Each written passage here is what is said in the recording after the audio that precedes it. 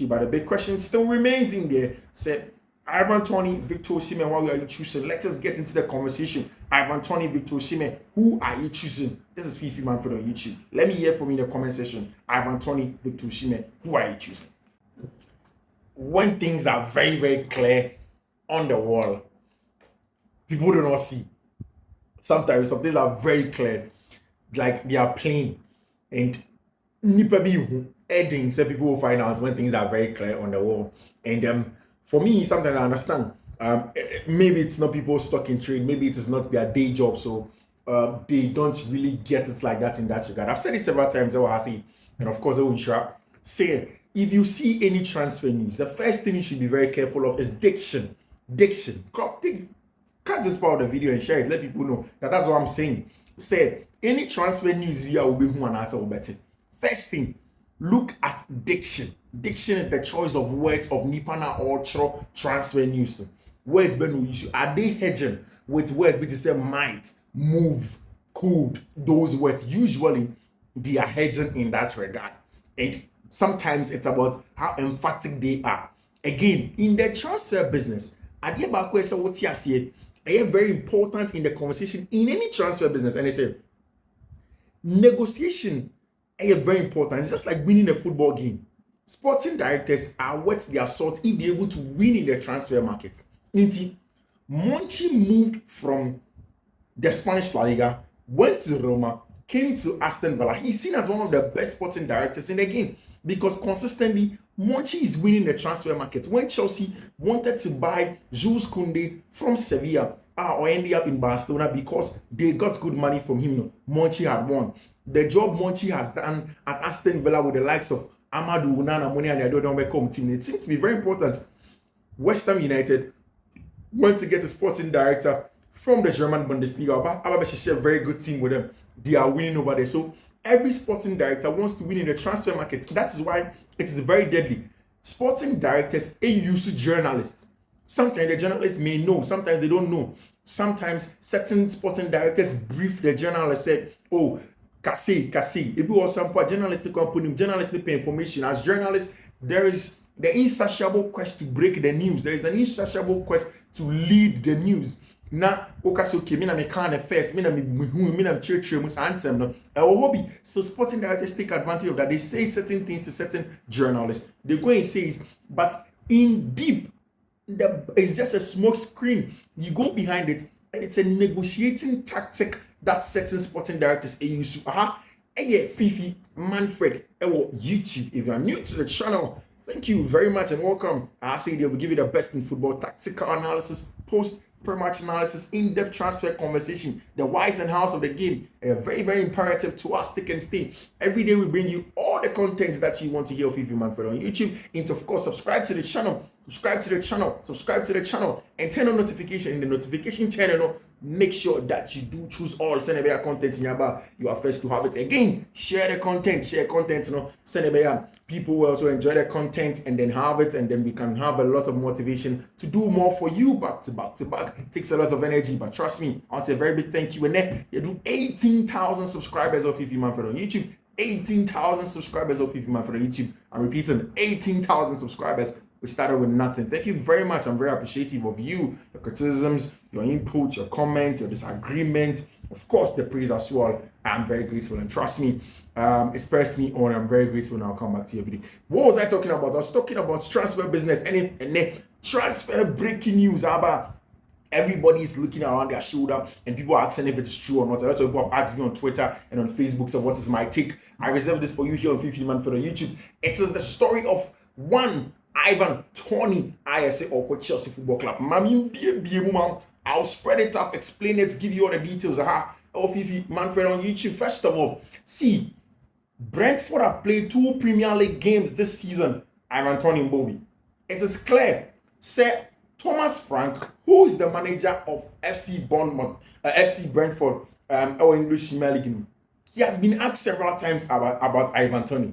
He has been asked, Daben will be free club name. Is it true so many shooters for him and now? Will be free club name one now. Will he go? Will he not go? Sam. In fact, in our last game, Omolosi on Omoko away to Anfield. He was asked about it. And when they were asked about Sir Ivan Toney issue, say, okay, Ubo Brian in Bremo, any Wisa already one. Did you miss the services of Ivan Toney with team man? Or say, oh, we don't have to talk about Ivan Toney. Let's see how it goes. Mind you, Ivan Toney has come back from an 8-month ban from his involvement in sports betting, something that's prohibited for players. Now, Oba back into the team, of course, he's trying to get his full fitness and get back into the team.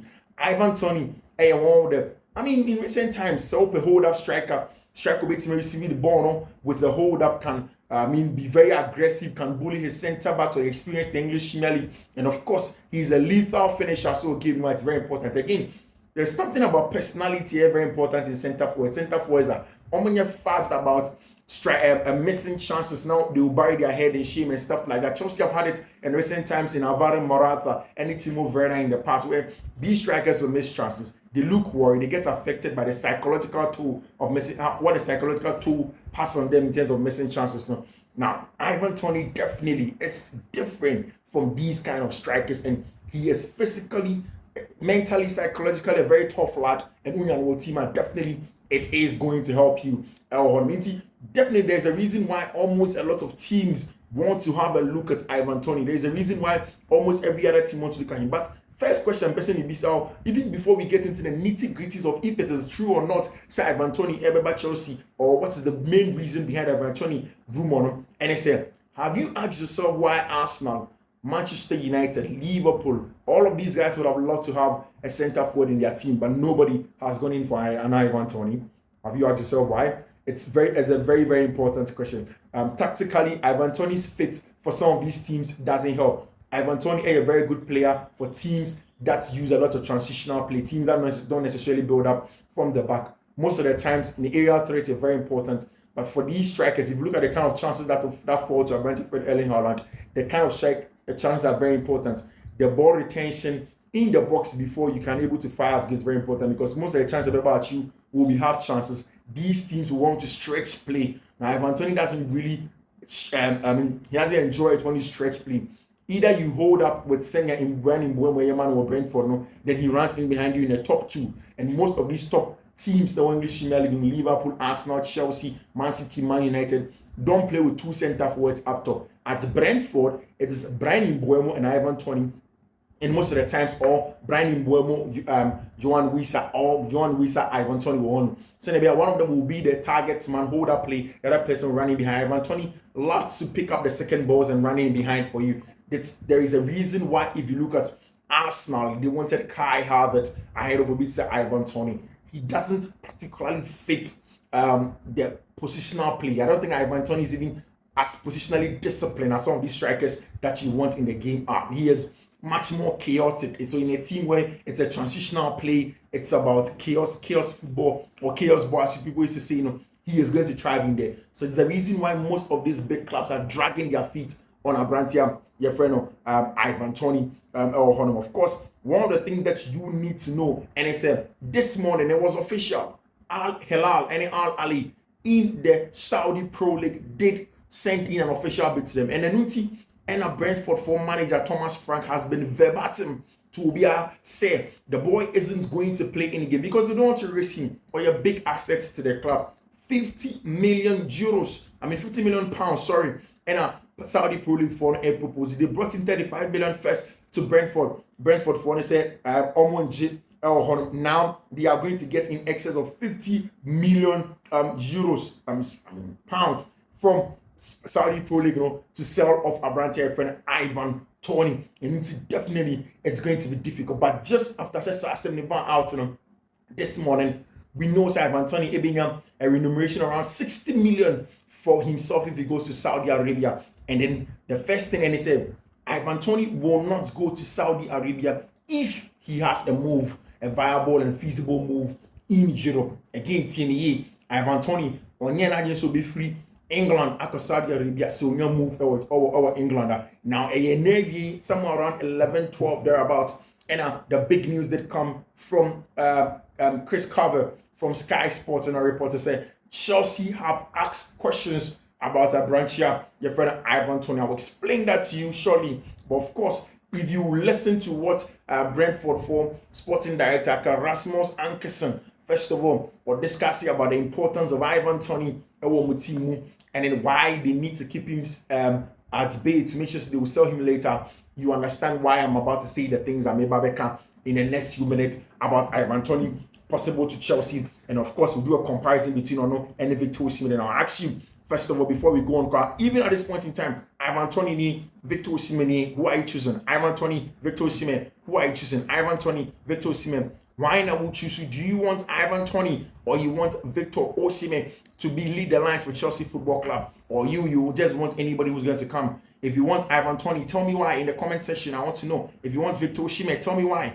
in the comment section. I would love to know in the comment section in there. But see, this is my personal analysis. I've given you the news.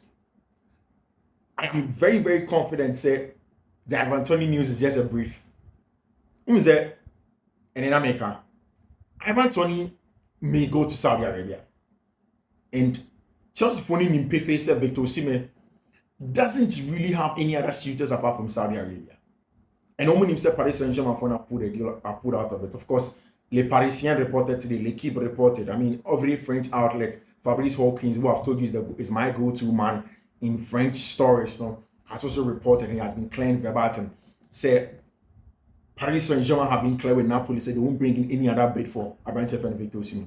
And the reasons are simple. They have Randall Colomwani and Gonzalo Ramos. Ramos obviously injured, but then the injury is not a long-term one. They believe he's going to get back. Again, in my last game against Montpellier, they are getting goals from Bradley Barcola, they are getting from Ryan Zaire-Emery, they are getting from Vitinha, they are getting from across the front line. I mean, Ousmane Dembele are leading the charge for Paris Saint-Germain, and they know that by the time the Champions League is starting, Gonzalo Ramos is going to be in to deputize Brentford and Randall Colomwani, so there is no stress at all. They want to control games, they want to have a lot of possession. Sana, Luis Enrique, episode on the ball with some level of directness when they play him, which is very important. Now, after all of this has been said, Obiani said, Makane Nanope, Onishra, said, if you look at everything that's going on with Abrantia friend Victor Osimhen, because of the contract extension on any agent cost and because of the decision making that I don't think was right in terms of taking money at a time where the boy had injury issues, Luciano Spalletti had left the club and all of those things in team. Definitely there is some pressure on Victor Osimhen to leave. But team corner friend and SSC Napoli, already they have bought his replacement from Chelsea, which is Romelu Lukaku. Into Lukaku Babishim as Victor Osimhen replacement. Osimhen now went to turn. So Napoli, although they've agreed with Lukaku to reduce his wage and then make sure say to be favorable to them, Napoli, they are grappling. They want to take off Osimhen off their wage books. There is no Paris Saint-Germain. There is no Saudi Arabia. It's not feasible for them. Omutia somewhere around 60 million for Brentford friend of Victor Osimhen. Omode bid Nebano. On one agent, Kroos and the man signing contract extension has told everybody said the boy isn't just a package and they're not looking at offloading him elsewhere. It has left Napoli in one place, just 110. But still, Napoli funding themselves, Chelsea are just 30 million from them, from a branch friend Romelu Lukaku. So they will do everything possible to make sure they get also a good deal for Victor Osimhen. Now, when they go to Chelsea, no more for Wayne Stanley, no how many Michel Simone, the other sporting directors needing come out. The thing Chelsea tells them is simple. Treaty from day one. They've been very straight up with them. Say, you know what? We want Victor Osimhen on loan. And our reasons are simple. Victor Osimhen boy na ye kan ho asem. Opra and Senya. Epran yenye Chelsea are shaking it off. Again, how he was successful under Luciano Spalletti, he's going to play in a new terrain. We don't want to pay outrageous money.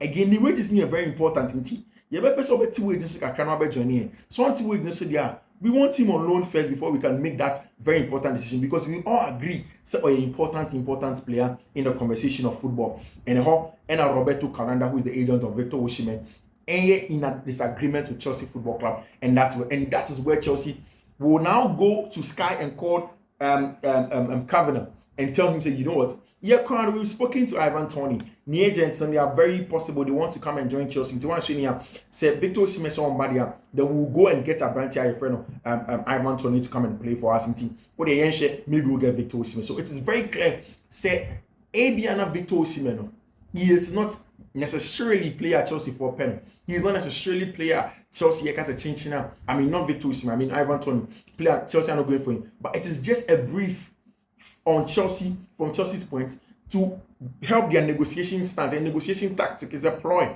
to move in there, strengthen their point on Victor Osimhen, and say, we are the only people that you need and you can get. So lower, don't play ball, lower your expectations, come in, near a very good base salary. It may not be what you want, but then you qualify for Champions League, definitely the money will go high, and then you are going to succeed at Chelsea Football Club.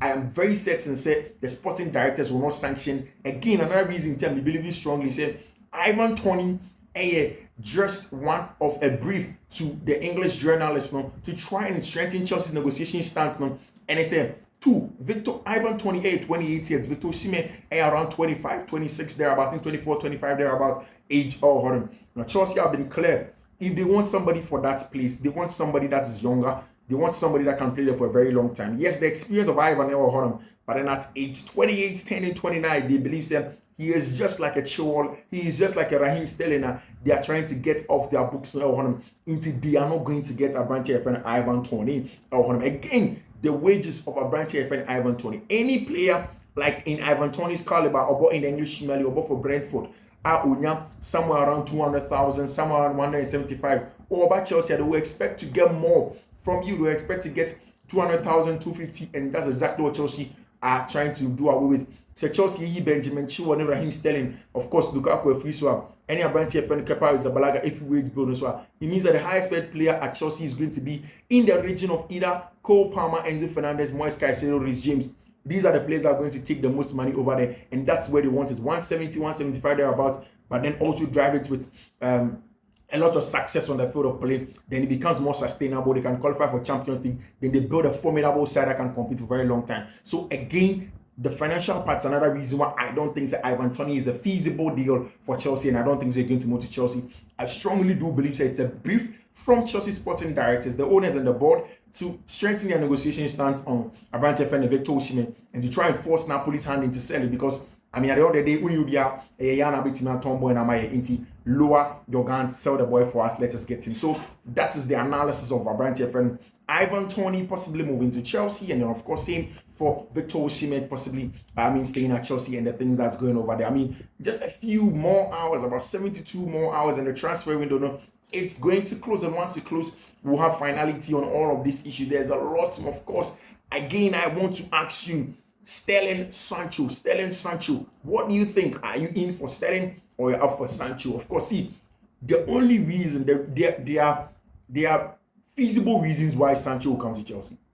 There are feasible reasons. One, the first feasible reason, and they say Jadon Sancho is within the age bracket, 24, 25 years. Jadon Sancho is a London boy. He's not a Manchester boy. He's a London boy. Although no Man City Academy, he's a London boy, and he would love to return to London. Again, once Jadon Sancho is a right winger. So as an inside right winger, not necessarily like a non-man that can keep the weight. But Chelsea look at a bit so they know that they can have someone that can come inside like a Cole Palmer from the right hand side in there. So an inside 10, a bit more, and they believe that this person can play. Again, the bigger issue for Jadon Sancho is going to be the wages at Chelsea. Is he willing to lower down the wages? Again, the other part, and he said if Chelsea will take Jadon Sancho, then it means that Abrante Feno, Raheem Sterling, Benjamin Chilwell, all of those Chelsea players are on the fringes now. One of them would have to go to Manchester United. I'm hearing say in the last few hours, Dan Ashworth, the sporting director of Manchester United, has inquired about Raheem Sterling to Manchester United. Now, Raheem Sterling, obviously, is a London boy. He would love to stay in London. That's why I was thinking until say Crystal Palace for FI didn't get here, and I was very, very hopeful. Say Crystal Palace will pick up Raheem Sterling, but then Crystal Palace have picked up their man. Now, Aston Villa are still there. West Ham United are there. How many of this class will pick up Raheem Sterling? Look at it. Raheem Sterling in the last few hours, I picked up from my sources, and they are telling me very, very clear. So Raheem Sterling is asking for compensation. So if you Chelsea, the wages are 325,000. It's big money, and especially for a player his age, he's enjoying. He has a big family. They are used to that. He, Raheem Sterling, would have to make sure say this wage, Chelsea compensating, because only the same thing from the other London clubs. He won't get the same thing from Villa. He won't even get it like that when he goes to Aston Football Club. He won't get it like that if he goes to West Ham. it is going to be a little bit dicey for him to get that amount of money if he moves to any of those clubs.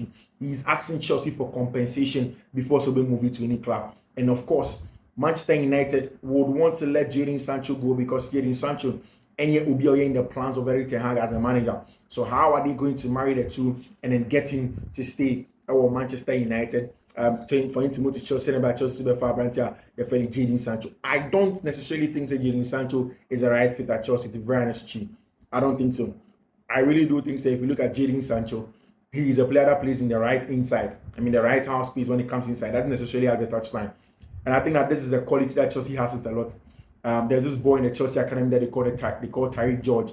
He's somebody that Chelsea is trying to platform for the big stage. And even if Jadon Sancho can play off the left-hand side component, there is enough depth over there, especially for Tariq George. Then there's no point letting Raheem Sterling go if you are bringing a Jadon Sancho.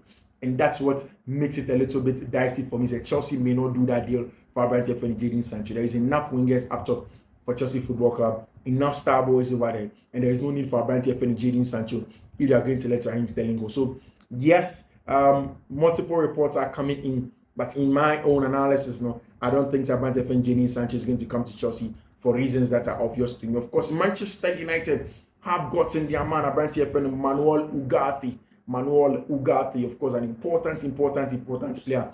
My problem, however, with United has always been controlling of games. If you are going to pay 60 million for Manuel Ugarte, if you are going to pay 60 million for the quality of Manuel Ugarte, the quality of Manuel Ugarte won't finish one of them. Then really, Manuel Ugarte is an extension of Casemiro. What Casemiro does with and without the ball, Manuel Ugarte does it better.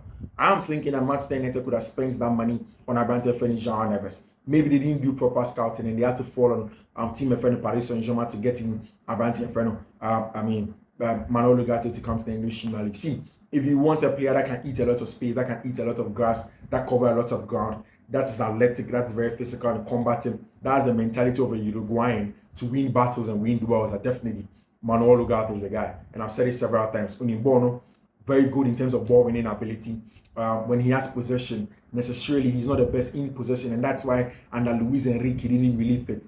But for Manchester United fans, it's not necessarily about Erik ten Hag, because for me, in Erik ten Hag's current system, it's more passive. He would have to cover a lot of ground. He helped win the ball back in large spaces and what have you, which is very important. But then again, it's also a little bit dicey because in the long-term frame of Manchester United, I don't see how Ugarte is a better investment than João Neves that they could have gotten from Benfica, just with around the same figure for him. But then again, that's the player that Manchester United have gotten. Wait to see how that is going to go on. Well, of course, the transfer window is getting close, and of course, a lot of movement. El Coso, João Cancelo movie, Matheus Nunes, Manchester City bought him 2 seasons ago from Wolverhampton Wanderers. He is moving away. There is news City for Ayrton Atletico de Madrid. City spent 100+ million on Abrante Feno, Matheus Nunes, any Abrante Feno, Calvin Phillips, and none of them is going to be able to play. Of course, nobody cares because City are winning. When you win, nobody cares about you. When you are winning, nobody cares about you. And now Chelsea team return to training to try and prepare for the Sevilla game, and then they go on to the next game against Crystal Palace.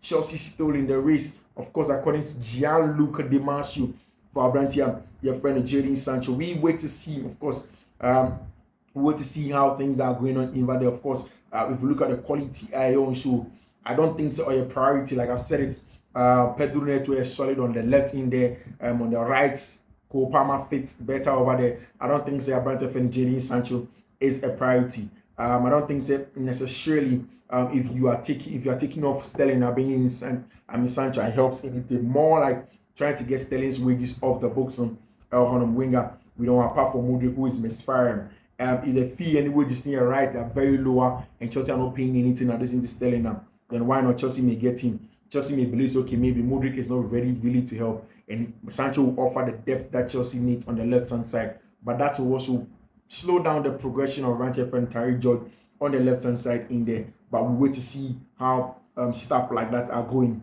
in the English Premier League in terms of the quality. And of course, Chelsea are still there for Victor Osimhen. Makacho say Ivan Toney is just a smoke screen. They are not going in for Ivan Toney full time. They are waiting to see if opportunities will come for Abrantia, your friend of Abrantia, your friend of Victor Osimhen. Then they can go ahead and get him in the English Premier League. Of course, Chiesa, if you look at Chiesa, see the quality of Chiesa is there. Anybody that's watched Federico Chiesa knows that he's a top player. Ibra, any Abrabo, sometimes life is unfair, sometimes life is a little bit hard on certain people. But Federico Chiesa is a top player. If he goes to Liverpool and able to manage him, I said it this morning, definitely he's going to fire a woman team. I say, with you, I'm enjoying getting this one. And again, another very big thank you. Again, another one saying thank you very much for the support, for all the criticisms or the praise, or what have you here on Fiifi-Manfred.